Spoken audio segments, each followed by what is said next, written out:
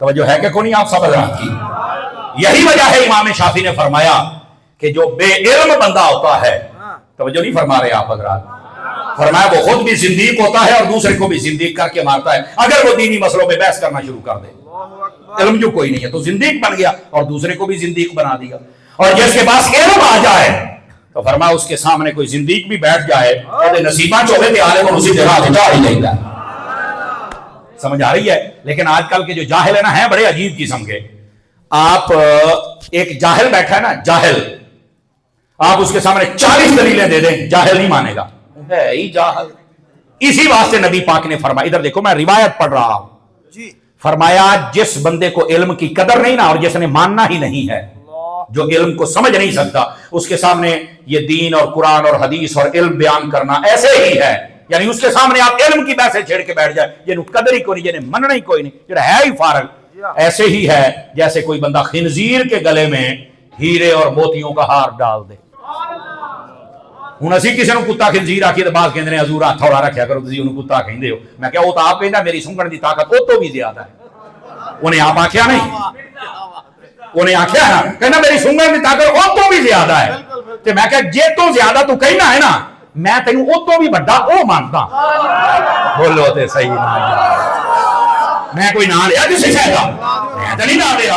ਜਜ਼ਾਕੱਲਾ जज़ाकल्लाह। देखो मेरे दिया गौस पाक के नाम दे आ गए, बोलो तो सही ना यार है। आप कहना मेरी सुन दिया। वैसे मैं मैनू पता चलिया सी, उस्ताद साहब नूं मैं अर्ज किया हुजूर आप बगदाद शरीफ जट साडे वास्ते भी दुआ करो, ते फरमान लगे तू तैयारी बट अगले साल तेनू लैके जावांगे।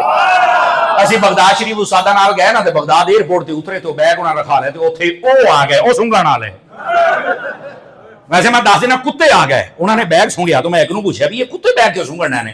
कहते इन्हां दी सूंघण दी बड़ी तेज ताकत है, इन्हां पता लग जाता है ये विच कोई ऐसी वैसी शै ते नहीं है।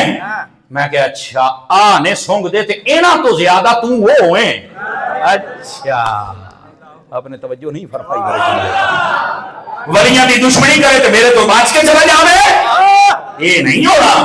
मेरे जे तू बोलना जानना ना, अल्लाह की कसम मैनू हजारा बंदे रोकण वाले, कभी मैनू खुली छुट्टी दे देना, अद्धे घंटे में तेन देड़ के रख लिया तो मैनू लिहाज कादी दा कोई नहीं मिला। अद्धे घंटे